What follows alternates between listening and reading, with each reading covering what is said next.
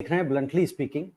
आज एनडीए ने सरकार तीसरी बार बनाई है और मोदी जी तीसरी बार प्रधानमंत्री बन गए हैं और शपथ ले ली है। अब देखना यह है कि कल सोमवार को यानी कि 10 जून को जो शेयर मार्केट है वो जब खुलेगी तो कहाँ जाएगी और सारा दिन कहाँ रहने वाली है। क्या वह एक नया हाई बनाएगी, क्योंकि लास्ट फ्राइडे को 23,320 का लाइफ टाइम हाई बनाया है। पिछले 4 जून से लेके फ्राइडे तक बहुत उथल पुथल रही है मार्केट में, बहुत हाई बनाया, बहुत नीचे गई और बड़े सारी बातचीत होती रही कि कभी मार्केट ऊपर जा रही तो नीचे जा रही है और लोगों ने सेटिंग के भी आरोप लगा दिए हैं। खैर, आरोप प्रत्यारोप तो राजनीतिक पार्टियों और नेताओं के काम है, लेकिन हमें यह देखना है कि नेक्स्ट वीक कल से लेके या पूरा वीक तक मार्केट का क्या रुख रहेगा। मार्केट ऊपर जाएगी, नीचे जाएगी, और ऊपर जाएगी तो कितना और नीचे जाएगी तो कितना। इन्हीं सब विषयों के ऊपर बात करेंगे और हमारे साथ हैं एसएमसी ग्रुप के चेयरमैन सुभाष अग्रवाल जी। सुभाष जी, आपका बहुत बहुत स्वागत है। रविंदर जी, धन्यवाद, और मेरा सभी व्यूवर्स को भी धन्यवाद जो मेरे इस शो को देखते हैं। जी सुभाष जी, अब जैसे कि एनडीए की गवर्नमेंट बन गई है तीसरी बार भी, हालांकि बहुमत से नहीं बनी है, तो उस सब के बावजूद देखा जाए तो मार्केट का जो रुझान रहने वाला है, अब किस तरह के सेंटिमेंट्स मार्केट में होंगे, और जो कल की अगर हम खास तौर से बात करें मंडे को, किस तरह का रुख रहने वाला है शेयर मार्केट में? देखो रविंदर जी, मार्केट ने लगातार 3 दिन से मार्केट बढ़ रहा है, 3 सेशन से, जी ठीक है जी ना। वेडनेसडे, थर्सडे एंड फ्राइडे, और मंडे को बढ़ा था मार्केट, और ट्यूसडे को भयंकर डाउन हुआ था। भयंकर डाउन हुआ था। हाँ जी, क्योंकि रिजल्ट्स जो एक्सपेक्टेड थे एग्जिट पोल के हिसाब से, रिजल्ट बहुत डाउन रहे। जी अब इन्वेस्टर ने आज जैसे ओथ ली है मोदी गवर्नमेंट ने, तो इन्वेस्टर क्या फील करता है? इन्वेस्टर ये फील करता है कि ये गवर्नमेंट 5 साल चलेगी, पहली बात। दूसरी बात, गवर्नमेंट किसी के डिक्टेशन में नहीं है, एलाइज के, मतलब वो डिसीजन सबको सहमति से लेगी, लेकिन डिक्टेटिंग टर्म्स पे नहीं है। जैसे की मिनिस्ट्रीज अभी भी मोर लाइकली वो अपने पास रख रहे हैं। Home ministry, defence ministry, external affair ministry, finance ministry, वो बीजेपी के पास ही रहेगी, ऐसा लगता है। और इन्वेस्टर क्या फील कर रहा है इस गवर्नमेंट को, जैसे मार्केट 3 दिन तेज रहा, और मंडे को भी मैं सोचता हूँ निफ्टी 23,500 से 800 तक जा सकता है, ठीक है। और यदि 22,800 आ जाता है तो it will be a good by, मतलब हम इसको डिप मानेंगे, और ये it will be a good by. और इंडेक्स 23,290 पर, ये निफ्टी जो बंद हुआ है 23,290 पे बंद हुआ है, जी और ऑल टाइम हाई 23,338 है, उसको ब्रेक कर देगा कल। और जी सेंसेक्स में ऑलरेडी ऑल टाइम हाई पे ब्रेक कर दिया था फ्राइडे को, और 76,693 बंद हुआ था सेंसेक्स।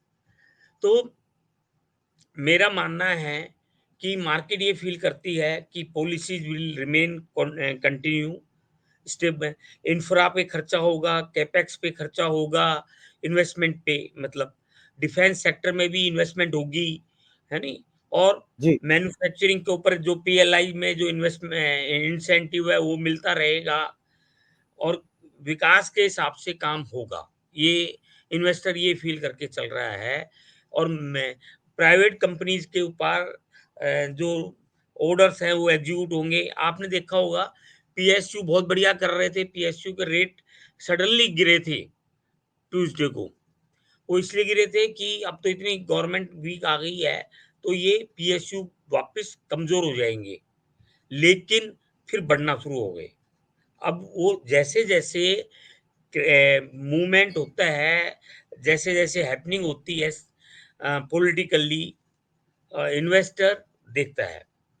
हालांकि अभी भी मैं एक चीज बताऊंगा कि एफपीआई की सेलिंग है, 14,000 करोड़ की सेलिंग अभी भी जून के अंदर है। हम्म और अप्रैल मई जून की आप सेलिंग देखोगे तो वो तकरीबन 37,000 करोड़ की हो चुकी है इनकी जी, अप्रैल मई जून के अंदर। लगातार बेच रहे हैं वो। हाँ, लगातार बेच रहे हैं। तो वो उसके पीछे उनका और कारण है। वो क्या कारण है कि जो चाइनीज कंपनी का स्टॉक है हांगकांग में जो लिस्टेड है, वो बहुत चीपली अवेलेबल है। ओके। तो पहले बिल्कुल नहीं लगा रहे थे, लेकिन इतना वैल्यूएशन उनकी इतनी चीप हो गई है कि it is worth to invest there. तो वो यहाँ से बेच के और पैसा वहां जा रहा है, और अभी भी यहाँ की वैल्यूएशन हाई है। हम्म। लेकिन यहाँ पे जो deepening in the category of the investor, जैसे जी। डोमेस्टिक इन्वेस्टर, रिटेल इन्वेस्टर, अब रिटेल इन्वेस्टर हर महीने बढ़ रहे हैं, इंस्टीट्यूशंस की बाइंग है, तो ये उसको काउंटर करके भी मार्केट ऊपर जा रहा है, एब्जॉर्ब करके। तो अभी भी मार्केट में एफपीआई की सेलिंग आउटस्टैंडिंग है। तो ये इसलिए कोशिश इन्वेस्टर को कोशिश भी रहना पड़ेगा कि लगातार उनकी सेलिंग अभी यदि वो कवर नहीं करते हैं और लगातार उनकी सेलिंग है, तो एक कोशिश फैक्टर है। तो इसका मतलब हमें बहुत ज़्यादा तेज़ी की उम्मीद नहीं करनी चाहिए। 23,500 वुड बी ए फैक्टर जहाँ हम प्रॉफिट बुकिंग कर सकते हैं, 23,500 से 23,800। इसी प्रकार बैंकिंग स्टॉक में 49,803 क्लोज हुआ था, और ऑल टाइम हाई 51,133 रहा है। जी। तो कहने का मतलब बैंकिंग स्टॉक में डाउन नहीं है, लेकिन बैंकिंग स्टॉक भी 51,000 ऑल टाइम हाई के ऊपर आए तो वहां पे अपनी प्रॉफिट बुकिंग करना बनता है। ब्लैंक सेलिंग के लिए मैं एडवाइस नहीं कर रहा, लेकिन अपनी प्रॉफिट बुकिंग बनती है।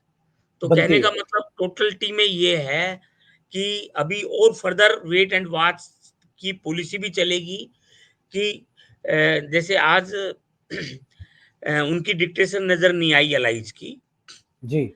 एक कैबिनेट में और एक स्टेट मिनिस्टर। तो एनडीए उसको JDU and Chandrababu Naidu TDP को दिया है। तो कौन कौन सी मिनिस्ट्री उनको एलोकेट करते हैं, कैसा गवर्नमेंट चलाने में कैसे सुविधा रहेगी, क्या हर चीज। अभी आरबीआई की मॉनेटरी पॉलिसी भी आई है, वो भी हम इसको पॉजिटिव देख रहे हैं, क्योंकि इंटरेस्ट रेट बढ़ाया नहीं है। हाँ, और एज इट इज रखा है 6.5%, 8 टाइम कंटिन्यूअस। तो ये कुल मिला के, और वहाँ इन्फ्लेशन रेट 4.5% ही है, और जो ग्रोथ है 24-25 की वो 7% से बढ़ा के आरबीआई ने 7.2 रखा है, in spite of this elections का रिजल्ट देख के। तो इसका मतलब कुल मिला के इकोनॉमी में ग्रोथ लग रही है, इकोनॉमी के अंदर साउंड ग्रोथ लग रही है, इकोनॉमी के अंदर ऐसा नहीं लग रहा कि ये इनकी शॉर्ट पोजीशन आने के बावजूद कोई दिक्कत है। मतलब ओवरऑल पॉजिटिव दिख रहा है मार्केट। लेकिन जिस तरह से पहले हम लोग ये कयास लगा रहे थे कि अगर ये मतलब बम्पर मेजोरिटी से आते हैं तो ये निफ्टी 24,000 तक जा सकता था, तो वो 24,000 वाली फिलहाल संभावना नहीं दिख रही है। करेक्ट। कि देखो, अल्टीमेटली चाहे इनकी एब्सोल्यूट मेजोरिटी आए, चाहे एनडीए के कोएलिशन पार्टनर से बने, यदि अंडरस्टैंडिंग ठीक है, जैसे कि चर्चा अनऑफिशियल पॉलिटिकल सर्कल में चर्चा है कि इनके साथ इंडिपेंडेंट आने को तैयार है, वाईएसआर आने को तैयार है, और लोग तैयार हैं, तो इनकी सीटें 325 तक जा सकती है ओवर ए हम्म। पीरियड। कुछ धड़े और भी टूट के आ सकते हैं, एसपी का धड़े की बात चल रही है। तो ऐसे लग रहा है कि यदि एनडीए का कुनबा और बढ़ता है तो, और स्टेबिलिटी और नजर आती है इन्वेस्टर को, तो फिर हमें वो घबराहट नहीं है कि भी मार्केट में किसी प्रकार की प्रॉब्लम है। किसी प्रकार की प्रॉब्लम है। अब एक चीज और बताइए सुभाष जी, जैसे हम बार बार ये देख रहे हैं पिछले काफी समय से लगातार, और अभी भी एफआईआईज जो हैं लगातार सेलिंग कर रहे हैं, तो क्या जो एफआईआईज हैं अब इनकी अगर परचेज नहीं आती है तो मार्केट क्या इतना मजबूत बना रहेगा? देखो, एक तो एफपीआई की जो इन्वेस्टमेंट इनफ्लोज है वो डेट मार्केट में काफी आ रहा है। जी। मतलब जितना उन्होंने इक्विटी से आउटफ्लो किया है, उससे ज़्यादा डेट मार्केट में इन्वेस्ट किया है। अभी जी जेपी मॉर्गन इंडेक्स के अंदर ग्लोबल इंडेक्स में गवर्नमेंट बॉन्ड को इंक्लूड कर लिया है, तो उससे लगता है 25 बिलियन यूएस डॉलर का इन्फ्लो आने की उम्मीद है 24-25 फाइनेंशियल ईयर में। और जी उसके बाद 26 के अंदर 26 के अंदर ब्लूमबर्ग इंडेक्स के अंदर भी इंक्लूड कर रहे हैं। तो इससे डेट मार्केट बहुत पॉजिटिव जा रहा है, इन्फ्लोज बहुत बढ़ेंगे, रुपी स्ट्रोंग होगा, हैं, तो ये अभी पॉसिबिलिटीज हैं। तो मान लो किसी वजह से वो अपनी सेलिंग को मेंटेन करते हैं, क्योंकि उनकी सेलिंग कोई नेगेटिव नहीं है इंडिया की तरफ, उनकी हम्म सेलिंग इसलिए है दूसरे मार्केट में बेटर अपॉर्चुनिटी है। एक तो होता कि भी यहाँ सीटें कम आई हैं और प्रोग्रेस कम लग रही है, वो फैक्टर नहीं लग रहा, उनका क्या ये फैक्टर। एफआई क्या ये एफआईआई जो हैं बजट देखने के बाद वापस आ सकते हैं, क्योंकि बजट में अब क्या आता है, सरकार किस तरह का बजट लेके आती है, क्या उसको ही मॉनिटर करना चाह रहे हैं? नहीं, ऐसा है, हर event will be monitored. Okay. Budget कैसा आता है?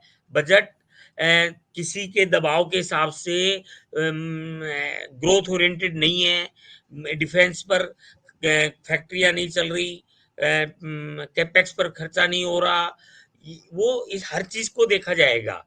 लेकिन अभी मार्केट ये मान के चल रहा है ये सब चीजें होंगी, कैपेक्स पे खर्चा होगा, इंफ्रा पे खर्चा होगा, है नहीं, और डिफेंस पे भी खर्चा होगा, और ओवरऑल डेवलपमेंट होगी। जैसे हमारी इकोनॉमी ने जीडीपी ने 8% से ऊपर 23-24 में जीडीपी एनुअल ग्रोथ बढ़ी है। तो 24-25 में जैसे आरबीआई ने कॉन्फिडेंस दिखाया है 7.2% है, हो सकता है जी इससे ऊपर हो जाए। अच्छा, इंटरेस्ट रेट अभी उम्मीद है कि नवंबर, दिसंबर, जनवरी तक इंटरेस्ट रेट कट हो जाएँगे 25 पैसा, और मार्च तक 25 पैसा और कट हो जाएगा।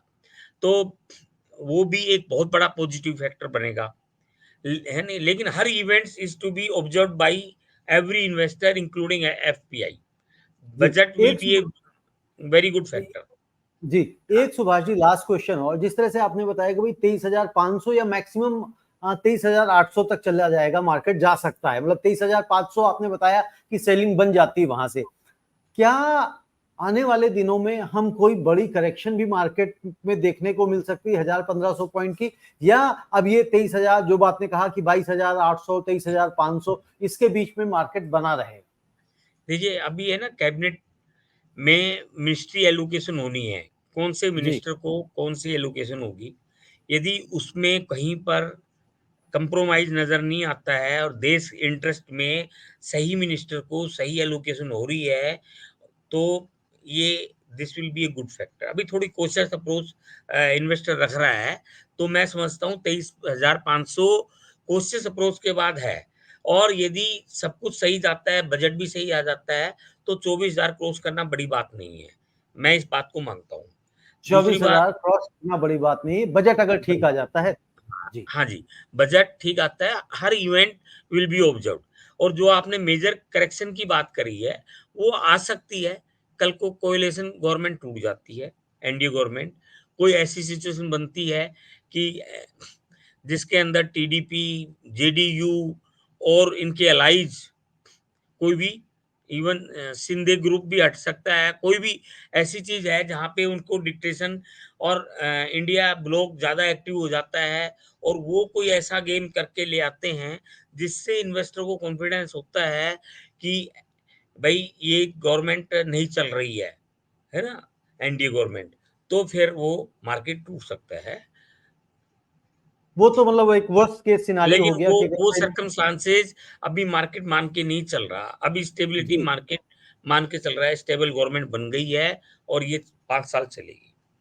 जी बिल्कुल ठीक कह रहे हैं आप, वो तो मतलब एक वर्स्ट केस सिनारियो हो गया कि भाई ये वहाँ सरकार जाएगी तो फिर अगर दूसरी सरकार आएगी या जो भी चीजें होंगी तो उस केसेस में, लेकिन अभी ओवरऑल आसपास हमें कोई बड़ी करेक्शन देखने का कोई मतलब ऐसी सिचुएशन बन नहीं रही है। निफ्टी के सारे कंस्टिट्यूएंट इंडिसेस ग्रीन में थे, बड़े से 2 से 3%। और ये ऑटो सेक्टर, आईटी सेक्टर में तेजी है, telecom, metal, real estate sector, इनमें सब में तेजी देखी जा रही है। सारे स्टॉक बढ़े थे फ्राइडे को और अभी तेजी सारे मेंटेन स्टॉक। रहने की उम्मीद है। मंडे को मेरे को लगता है कि मार्केट 23,500 आसानी से जाना चाहिए, 23,600 और 23,500 से 800 के बीच में आपका जो प्रॉफिट बुकिंग थोड़ी बहुत मैं एडवाइस करूँगा कॉशियस अप्रोच को रखते हुए। क्योंकि ये भी है कि अभी 22,800 कोई भी चीज़ कभी कोई नेगेटिव लगे ज़्यादा नेगेटिव नहीं है, मार्केट तो बहुत छोटी-सी चीज़ पे रिएक्ट कर जाता है। तो बिल्कुल अभी ठीक। कॉशियस अप्रोच रखनी है, तो 23,500 और 800 के बीच में सेलिंग बनती है, 22,800 900 के बीच में बाइंग बनती है। बाइंग होती है। धन्यवाद सुभाष जी आपका बहुत-बहुत, और जो जानकारी आपने दी है, और मैं समझता हूँ जो निवेशक हैं वो ध्यान रखेंगे कि किस तरह से बाइंग करनी है, सेलिंग करनी है, और अपने जो सलाहकार हैं, वित्तीय सलाहकार, उनकी मदद से, उनकी राय से निवेश करें। क्योंकि निवेश एक बड़ा जोखिम भरा कार्य होता है, और पैसा आप बड़ी मुश्किल से कमाते हैं, तो वो पैसा ऐसे ही ना चला जाए, उसके लिए वित्तीय सलाहकारों की मदद अवश्य लें। सुभाष जी आपका बहुत-बहुत धन्यवाद। धन्यवाद जी, रविंदर जी। नमस्ते।